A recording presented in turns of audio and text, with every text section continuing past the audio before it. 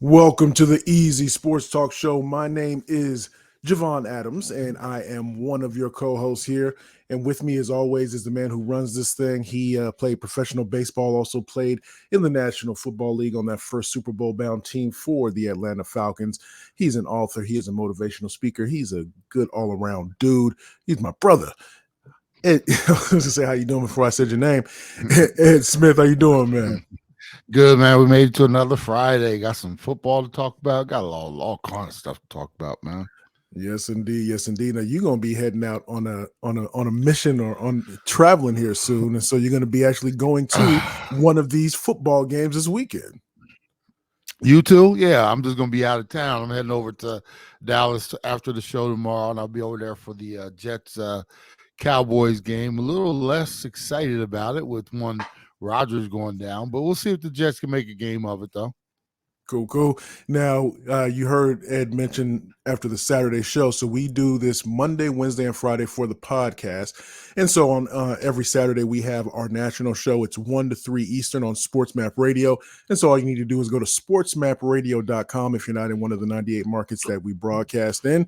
And then in the upper right corner, you'll have the little play icon. Or if you want to download the app and for your Android or your Apple device and take us on the go. So that's, again, 1 to 3 Eastern every Saturday.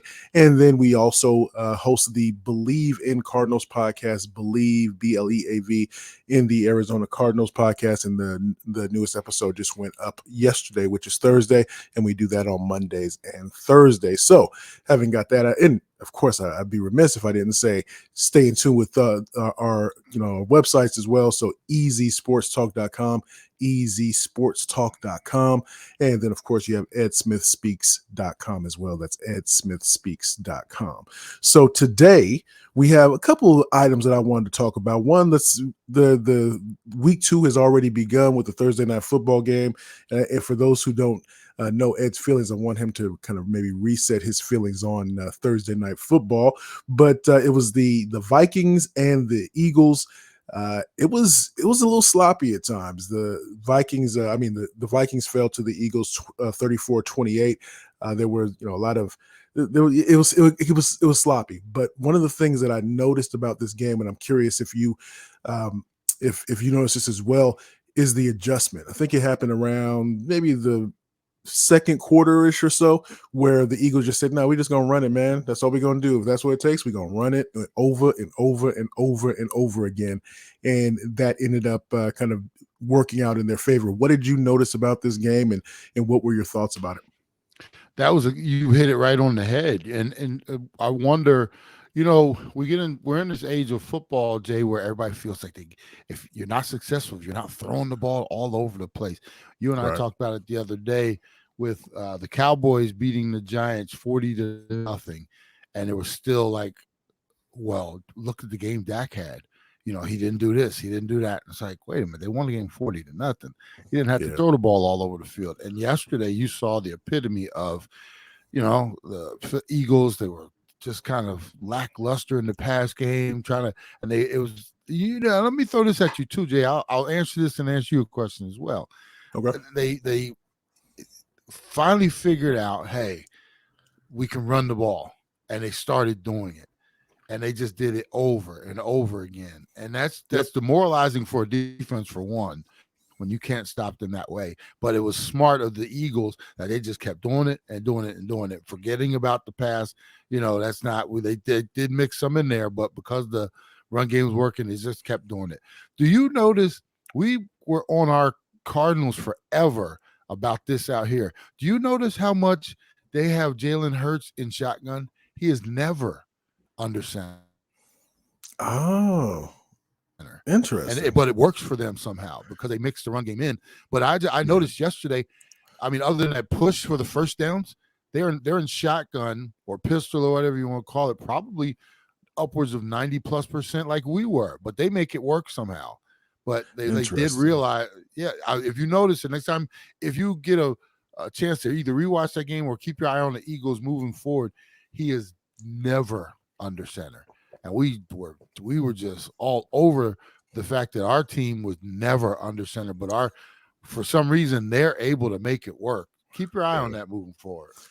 Yeah, I think you mentioned something that's interesting. That's a good point, because if you're able to be physical, or if you're able to morph into what you need to beat your opponent, then that answers all questions. It doesn't matter if you're in the shotgun 60, 70, 80, 90% of the time.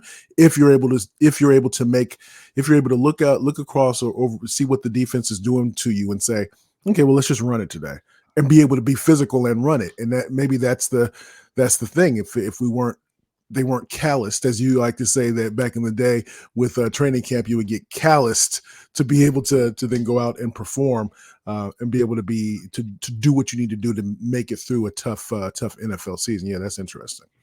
Yeah, I was really impressed that they got away from whatever game plan they originally had, and they pivoted during in-game pivots. That's when you 48 realize, rushing attempts, 48, yeah, 40, 48 you compared don't to hear that anymore. nine for the Vikings. And Hmm. you never hear that. You never hear You that. don't hear that anymore. They Interesting. used it. They utilized it well, and like I said, they found what was working, and they just stuck to it, and they dared the Vikings to stop them. The Vikings couldn't stop them. They were like, "Well, he's going to keep doing it." And they were turning the ball over quite a bit. The Vikings, what, 4 fumbles lost? I mean, come Yeah, on, we gotta hold on to the ball. And every time does that play in your mind? Did you ever have an issue with fumbling, whether you were I before you got to the didn't. NFL, and then when you were in the European League, right? Or the Yeah, NFL Europe? World League. Yeah, Yeah. I didn't, but I was around players that did have especially running backs with the fumbleitis, and it gets into their head. Something happens when the ball's not quite, the tip is not quite where it should be, and they start getting conscious of it, and then there are guys that just carry it loosely anyway. But once teams find out that a guy is having a phone problem, or if he has that, what's the word I'm looking for? If he has that, what am I looking for? Trait or whatever it is, they Gotcha. they they go after it. They'll start going after the ball more. I don't know why. It's always an issue. Like certain teams are always looking to strip the ball, but when they find out a guy's having the yips, they'll go after it even more, and it gets into players' heads when they have lost a couple. So speaking of lost a couple, as we get ready to transition off of the Thursday night game, tale of two teams right now. So the Eagles are 2-0, the Vikings are 0-2. You have a young coach over there with the Vikings. This is where the heat starts to turn up a little bit. You're 0-2, and then they start to throw out all those numbers and terms about how often a team does not make the playoffs if they start 0-2, 0-3, etc. You start to hear those whispers, and the whispers become more of a roar. Yeah, I actually pulled some stuff up for our Saturday, so I'm glad you brought that up.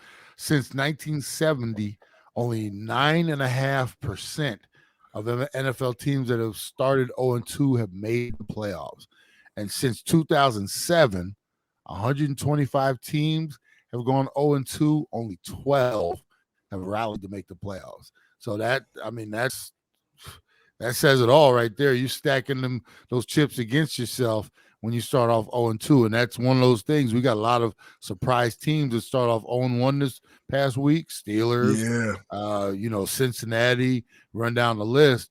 And, like I said, it's only statistics, but there's a reason why they keep statistics, because those things I mean, you and I are not into numbers, but there's a reason why there's analytics teams and statistics out there. When these things happen, they always go to them. Well, only 10, like I said, 9.5, 10% of teams.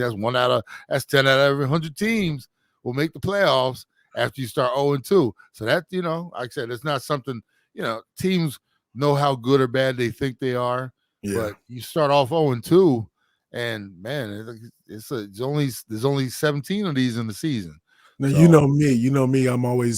I'm interested in that mental side aspect of the game. So you going in today as the coach? What's the coach saying? What can the coach? What no? Let's say you were a position coach. Let's say you work with the tight ends, and so you have the day off. The next time you meet with your position group, what are you saying to them? How are you encouraging them? How are you being 100% real and honest with them? What are you saying to that group? Well, one, you got to dissect the game, where things went wrong, what we're not doing well. This is what we need to do to get back on the track. And, especially in our room, how are we contributing? Where are we coming up short? We have some drop balls as tight ends. Are we not getting our blocks? Are we not assisting, in the running game? Those type of things what we have to do. The interesting thing about a football team is it's many different pieces that Mm-hmm. all have to come together as one. There's a reason why you have position meetings where your tight ends go off, your line goes off, running backs, wide receivers, they have their own separate rooms. And then because you got to get it right within your rooms, then you all have to come together and do it as a group. There's a reason why we have those individual, practice. You start off, tight ends go here, we block, we do this, then we join with the offensive linemen and do drills together. Then we do 7-7 with the wide receivers and running backs. Then we all come together to do teamwork. And that's what it's all about. There's no one message. It's we have to get this, we have to get this right together, but individually in this room, we have to do our thing as well. And then you just have to be positive about it. We're 0-2, but look, we know what the statistics say, but we got to rally. We got to do this, and then that old cliche, it's one game at a time, Jay. You can't win the next 15. You got to win next week, and then next week's opponent. But that's the thing that's different about the sport of football. It is week to week. After a week, you throw that playbook out because you got a brand new team coming in. You got to get ready. There's going to be new wrinkles, new ways we block this. There are different things that they do that, so it's interesting, but as long as you're keeping a positive. Now you get the 0-4 and 0-5, then it's like, where's that red button at? But right now, 0-1, 0-2, these teams know we can turn this around, but it's going to be stacked against you, especially like we're looking at NFC is going to be a lot easier to fall behind and climb up. If you're over in the AFC and you fall behind, man, you got some team. You're gonna be trying to climb over a whole lot of dead carcasses to get to the top. Easy Sports Talk Show. So, as trying to get to the top, my question to you: we both of us, and I think more so even me, when it comes to the NBA, here locally, the Phoenix Suns, with the Phoenix Suns acquiring Kevin Durant during the season. Before the trade deadline, and then not going deep at all in the playoffs, and then in the offseason, they go ahead and they make a trade to bring on Bradley Beal, and didn't think that they were going to be able to fill out this roster as well. They found a glitch in the matrix, so to speak, and were able to fill this roster with what seems to be decent talent. And I was very critical. I thought, looking at what the salary cap is, there's no way in the world that they're going to be able to put together a squad. They're going to have to ask me and you just to sit on the bench to be able to fill out the roster, right? But I am definitely I stand corrected in that sense. The question I have to you is, as the season gets a little bit closer, you're starting to hear there's different articles that are written. I came across one that I sent to you about the possible wonderful potential high ceiling for Bradley Beal and Devin Booker backcourt. Are you starting to get excited about these Phoenix Suns? Do you think that they may have enough to be able to break through? Because it doesn't seem like there's a clear-cut front runner when it comes to who's expected to maybe win the NBA championship. Yeah, it's going to be an interesting season, especially over here in the West. You put this super team together. Jay, we're going to have to figure out how DeAndre Ayton even works into this thing. Yeah. To me, that's the wild card. You got Beal, you got Booker, you got Durant. We know what they are, and then you got this dude off to the side. He's going to be the wild card. That you know what he is, Jay? He's that seasoning that you never use. And you're always looking at it. And you're like, it's in the cabinet and it's always there. And it's like, man, I'm gonna go ahead and try this one time. And you grab it and you put it in your stuff, right? And then what do you do, Jay? You sit there, you tasting it, like, damn, I don't know. And let me put a little more in, you start, and then now you done messed up, or it's great, and it's like, oh man, or you get to a point where there's one or two ways. Now you messed up and you got to try and you got to put extra pepper in there or something. Right, to try to balance correct it. Or it's off the chart, right? And then after that meal, you either put it back in the cabinet or it's like, man, I ain't never using this garbage again. So we're waiting to see what type of season Ayton's going to be. Man, he could either be the great mix to this, or he could mess this soup up, and So until just like with the Cardinals, until we see it, they can talk about it as much as they want. Once we get into the season, and this is another instance where we're not going to know what they are, in my opinion, in the first month or two, because they're going to be trying to work it out. Who gets the ball at crunch time? How do we make sure everybody's getting their touches? What this offense is going? So it's going to take some time to figure it out.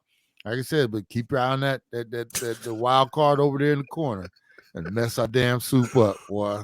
Oh man, I'm gonna leave it at that. I'll move on to the next one. We'll keep our eye on this. Anytime we talk about Ayton, you come up with the best analogies ever in the world. So, what else do I have on here for today? Goodness gracious, I'm a mess today. Oh man, Deion Sanders, the gift that keeps on giving, man. Now, and this annoyed me. This annoyed me from the because if you haven't heard, what happened was Coach Norvell from Colorado. Colorado's playing Colorado State, right? So Coach Norvell, he seems perturbed and annoyed. He's probably annoyed at all the attention that Colorado and Deion Sanders more specifically is getting. And he says essentially when he's talking to, he's in each football team has their own kind of studio show. And so for his studio show, he says, when I walk into a room and I'm talking to adults, I take off my glasses and my sunglasses and my hat to say that, because Deion doesn't. He always wears his sunglasses and he always wears his baseball cap. And then he got a round of applause from the crowd, etc. This gets back to Deion. Deion is saying, man, I ain't even, all I'm doing over here is we just trying to prepare for this game, man. But now you done did it. Now you done did it. Is there such a thing? I mean, how effective can those comments like from a Norvell in terms for bulletin board material? Is that stuff really effective? Does it work? And then what did you think about that coach saying that in the first place? Because I'm just sitting over here minding my business, and now you got my name in your mouth. I'll answer that one first. Yeah, when we were young, Jay, you had the neighborhoods you walked through, and there was always a dog somewhere in the neighborhood that everybody knew that dog is mean. But you leave him alone, he ain't gonna bother you, right? Just stay away from him. You gotta go to the other side of the street. Go to the other side of the street. Don't be going over there kicking the fence and throwing stuff at the dog and that, right? And you that one time you go over there, you want to mess with that damn dog, right? And that damn dog got up and bit your ass. And it's like in this situation, it's like you're a 20 to all teams. You're a 23.5 point underdog going into this game, right? Yes. And you want to kick the dog. Let the dog be. I mean, we all know Deion is looking for anything he can, because I will say this now, it's not always Deion makes it more about himself sometimes. And in this instance, Norvell, he helped Deion even more make it about himself. And then it's about the team. We just over here minding our business. He kicked the dog for no good reason. Now, instead of taking a 15 to 20 point beating, you're going to get beat by 30 to 35, because that's going to be the incentive. Because I guarantee you, within that locker room, Deion already had him hyped up and ready to go, because he's a good motivator. You just gave him more information and more to feed to his team, and now they're coming after me. He don't like how I wear my glasses. That's a reflection on you guys. He gonna figure out how to he gonna figure out, because he talked about his hat and his glasses, that means he's insulting you guys too. And then all that means is we're gonna take it out on them even more. And Norvell, you deserve sometimes. Hey Jake, sometimes you deserve them ass whoopings. Sometimes you don't. In this instance, you brought this on yourself. Well, let me ask you. So, what did stand out to me, and I think what's lost in this is that, and is that, and I've lately over the last few days, I've come across some different people that have interactions either with the program or with Deion when he was coaching with his academy back, I think in Texas, but that he is a disciplinarian, very disciplinarian, very very much so. Now he's bombastic now out front. He's a salesman. He's the quintessential marketer or the salesman, but he's very disciplined. And if you listen to that video, or if you watch that video, or if you listen to the audio of it, when he says, and then we're gonna blah blah blah, blah. So it's almost you can tell there's that, I don't know if it's a fine balance, but there is that level of discipline that's within that program as well. You just hope that it doesn't all fall apart if and when they lose 2 or 3 in a row, and then that discipline goes out. Their belief in what he's been doing to build them up doesn't go out the window. Yeah, and some of what Deion does is, do as I say, not as I do, But I will say, I think he does have because even when he was at Jackson State, we didn't hear any bad things about his players. I mean, They went out there and balled, and we didn't hear they were doing this or doing that or getting in any trouble. You look around some of these big-time programs, even some of the coaches getting into certain troubles and stuff like that. Deion has had a good program. And his players have followed his suit. And, for anybody who's criticizing him, sometimes I criticize how you use the word bombastic he is, and it's all that. I can say he's putting together a hell of a program up there in Boulder. It's just a matter of how long he's going to be there, and how quick he might hit the eject button and what he leaves behind. But he's putting together something that you can say is respectable. And we've seen coaches before take over programs. Well, look at what Herm Edwards did out here in with the ASU program. Yeah, you know what his use my word, his reputation was coming in here. He's this, he's that, and then come to find out this. I mean, no disrespect. You know how I use that. No disrespect. He did not put his good stamp on this and leave it in good standing. Yeah, he did not. So that's a prime example. Well done. Prime example of how Deion is handling his business, doing it well. And then there's the opposite of what we saw out here and what could be going on. So I give him all credit in the world. He's putting together a good program. I just can't stand listening to his mouth all the time. Sometimes it's better to be seen and not heard. That's not in Deion's thing. So no, not at all. And so before I want to get your thoughts on who this the Cardinals Giants game. So does that bulletin board material work? Did you ever have somebody do that to you or one of your teammates or something like that? Does that bulletin board stuff, does it work? Does it motivate, or does it give you that extra little oomph? I'll give you when we played in the Super Bowl, we had media day, and I can't think it was who was it? I think it might have been one of our DBs said something about Shannon Sharp on doing our portion of media day. And I think he put a collar around it. It was Ray Buchanan. Somebody did something. They talked about how they were going to tie down, or he wrote basically stifle Shannon Sharp. Yeah, Shannon.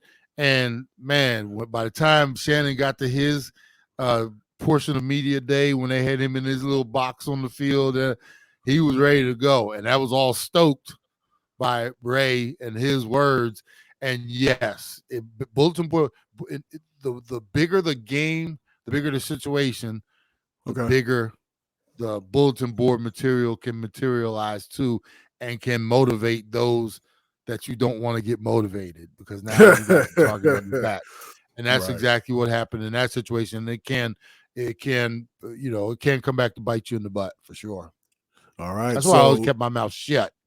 I heard that. Yeah. Cause I ain't trying to give nobody no extra fuel or motivation. So Easy Sports Talk Show. Before we head out of here again, We do this Monday, Wednesday, and Friday for the podcast. So you can go to easysportstalk.com to be able to get the podcast, or wherever you find your podcast. Just search Easy Sports Talk Show. And then we have the Believe in the Arizona Cardinals, or Believe in Cardinals podcast as well, that we do every Monday and Thursday. Monday, as we look back on the game that just happened. And then Thursday, we're looking ahead to the next opponent. And then, of course, every Saturday from 1 to 3 Eastern, the Easy Sports Talk Show is national. So we on Sports Map Radio. So you can, if you're not in one of the 98 markets that we're in, you can go to sportsmapradio.com, click on the play button in the upper right-hand corner, or you can download the app for your Apple or your Android device. And tell me this, leave me with this: Cardinals, Giants, who wins? I know we mentioned it on Believe in the Arizona Cardinals, but who you got winning? First off, let's let everybody know you're going to be at the game Sunday. Yes, sir. So I'll be there. I hope you have a great time. I'll be over in Dallas, and I'll be back mid next week. So we both have some reports to get in when we get back together. But this one, if you're the Giants and you come in here and you lose this game after getting mollywopped 40-0 by Dallas, you talk about earlier in the week, you're talking about hitting the panic button. Boy, you better. This is the must win for the Giants. You know, I give Cardinals credit for hanging in the game last week, but talent-wise, there's no match here, and I don't see where we win this game. Like, you're always looking at, well, if we do this, we can win this game, or if we do that. The main thing for the Cardinals would be playing keep away, if you ask me, because if the Giants get the ball and they get that running game started with Barkley, and this could be a game just like we saw last night. They run this thing down our throat with Barkley. If you have Barkley on your fantasy team, he might get you 50 points this week. He should, but just run. They should be running downhill, play action. Daniel Dimes, keep him as safe as possible. Don't have him doing too much. They should win this game. This is one of those, and I think I said the other day, Cardinals finally get the offensive touchdown, maybe 2 or 3 more field goals, 24-16 Giants. And I had it 17-14. So 17-14 Giants. 17-14 Giants. So on behalf of the one and only Ed Easy Smith, I am Javon J. Love Adams. Make sure you tell a friend about what we got going on here. Go to the YouTube channel, check us out on wherever we everywhere. We everywhere, and we keep leveling up. So as we always like to say around this time, you can